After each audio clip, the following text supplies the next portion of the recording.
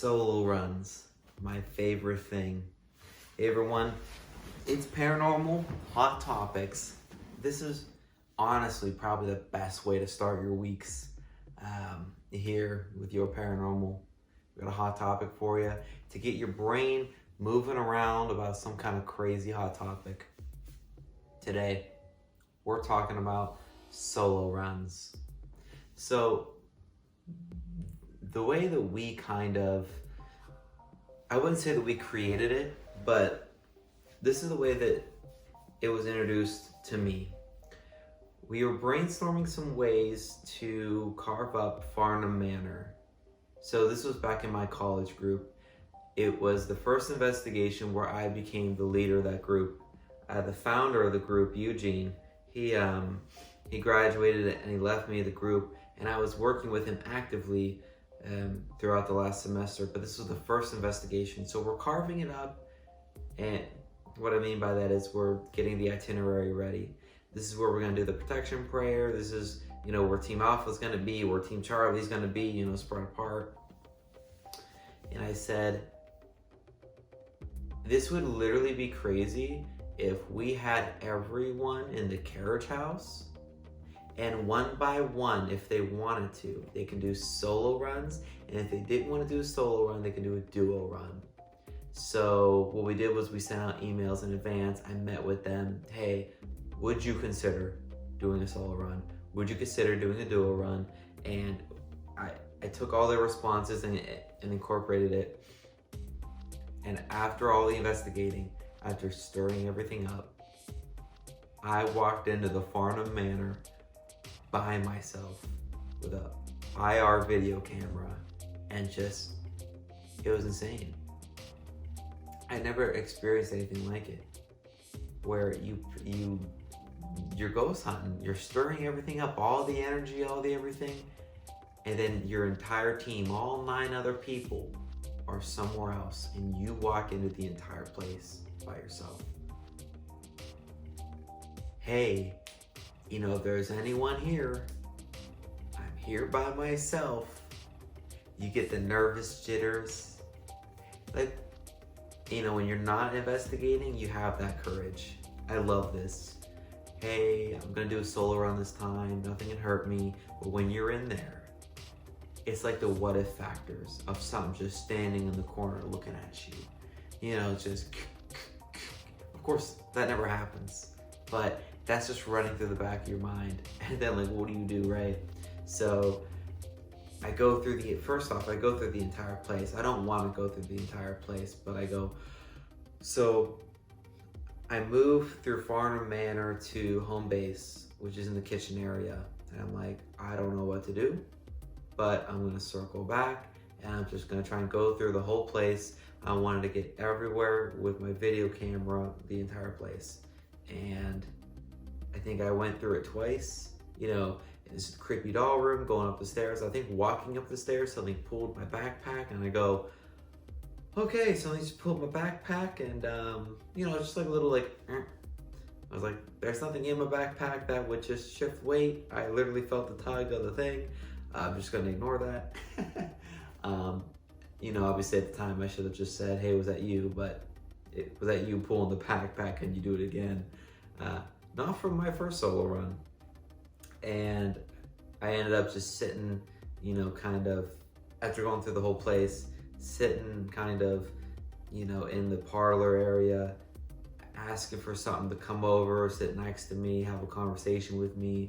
Nothing really much happened. But the whole premise of a solo run is, if there are such things as ghosts, and they're shy or they don't want to interact with large groups, you go in there and you send in one person. Another example would be in Madison Seminary, where after we did all of our rotations, so we split up Madison Seminary into 4 quadrants, and we had 2 teams, and so every person on both teams experienced the whole place. And then you sent in the duos and the solo runs. So when you go do a solo run, really, you go into that area. There's no noise contamination because there's no one there with you. It's a solo run. And most people, there are some people that come back running, say something's back there, something actually interacted with me, scared the bejeebers out of me or whatever. Some people are like, wow, that's crazy. Some people say, hey, nothing really happened. But having the courage to put yourself out there is one of the greatest experiences. We even have like a little like business card. It's like a cute little memento that says solo run survivor. It's all black with gold trim writing on there. It's really just to commemorate these people that have the courage to do it. But really the whole premise is, if there are spirits, like if under the assumption that ghosts are real and they want to interact with just maybe one person, you're going in there, hey, maybe you're shy. Or maybe you just got a message, good or bad. I'm here to listen. I'm here by myself. I'm vulnerable. I'm here. Let's talk. Maybe you were afraid to talk in a large group. I want to hear your message. If you got a message that you want me to pass on to someone, I'm here. If you want to tell me something, if you want to touch my shoulder, I'm here now by myself. Let's talk. And this is my favorite story of a solo run, and then we'll end it off here for this Monday. We're in the Bisman building, and I have one of my favorite paranormal investigators who retired. It was his first investigation, and we go to the Bisman building, and we have two sections of solo and duo runs. And I did and I was full of confidence because it was like my last semester as like the leader. I did this entire floor. It was me doing a solo run. There was like a sacrifice table there. I put all my lights and my video camera down. I laid on the table and I said, if someone's here with me, like pull my leg, do this, do that. I was so scared. But I had a little bit of confidence, and there were like some creepy broken dolls that like, it was made of like 65% shell. So I called the doll Shelly. I brought it around with me. Can you move, Shelly? I really got into it. It was a real treat. Everyone loved it. I wish I had that. Maybe I can find it. Oh my gosh, it was hilarious. Just getting into it, because I was really serious. Hey, come on down, have a conversation with me, and then I was also playful, because it was like 30 minutes. It was terrifying, especially at first. But I did a duo run in the basement of the Bisman building, and it was me and one of my all-time favorite paranormal investigators. It's such a shame that he's retired.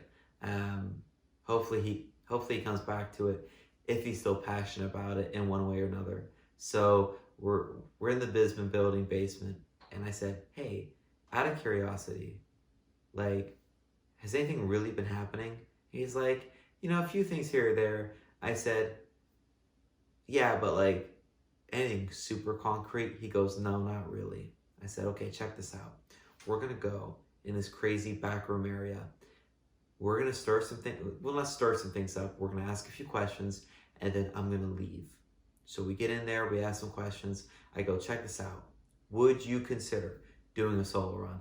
I'm not so sure. It's my first time. This is that. I said, come on, you gotta do it. He goes, is that what you recommend? I said, yeah, that's what I recommend. This is probably the only time you're ever coming to this location, the Bisman building. And not a lot has happened to you. This is the last opportunity. You should definitely go in solo. So we're in this basement. I say, this is what you should do. Take a regular flashlight, turn it off, put it in your pocket. You have the IR video camera, and you got an IR flashlight. Stand here in this back room area. I'm gonna go upstairs, ask a few more questions, then go in the other room. So I go upstairs. He asks a few questions. He goes in the other room. He's looking around. He's nervous. He's scared. It's a solo run. There's a ringing in his ears. He goes, is that you making the ringing in my ears? And then he felt, I can't remember which happened first.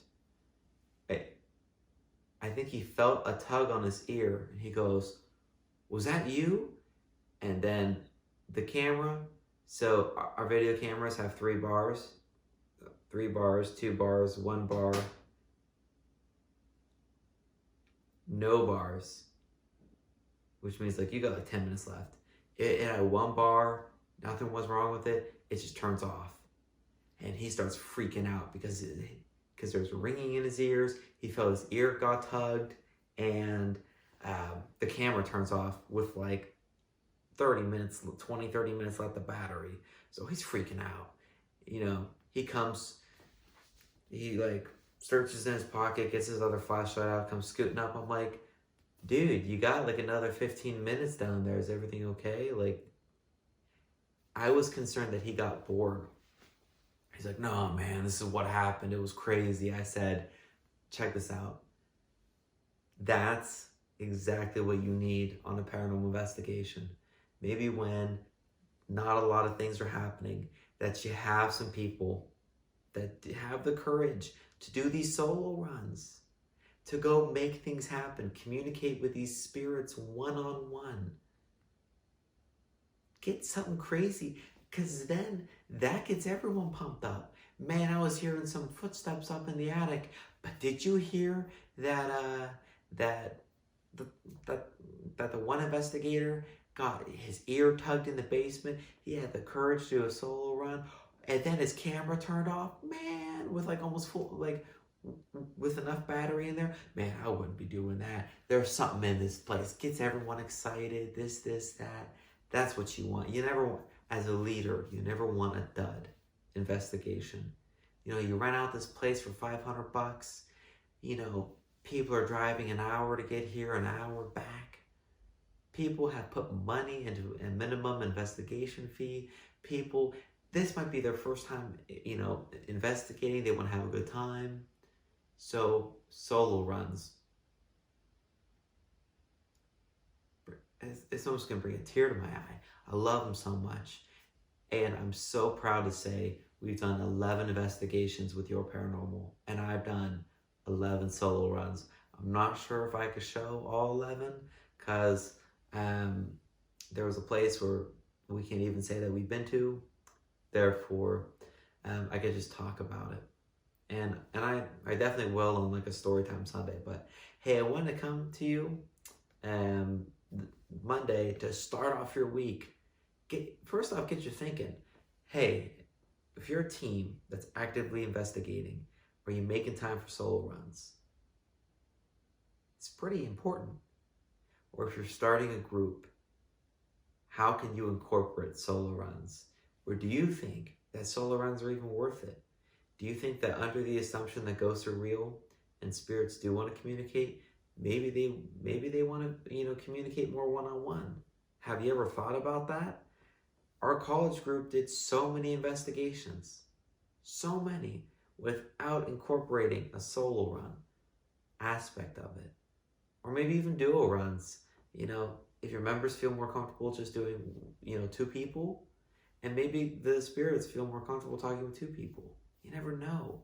But you gotta try these things. If you haven't tried it in 2020, if you have an influence on your team or you're a team leader, here's your 2020 goal. Incorporate solo runs in some aspect, or at least try it out. And if you're a member and you've never done a solo run, listen to me. I know there's people out there. If you've never done a solo run on an investigation because you've been too scared, 2020, you need to do it. The next investigation, if they allow you to do solo runs, go do solo runs. All right, everyone. Have a fantastic Monday and have a fantastic start to your week. I hope that started to jar up your paranormal brain, get you thinking. Have a great week, everyone.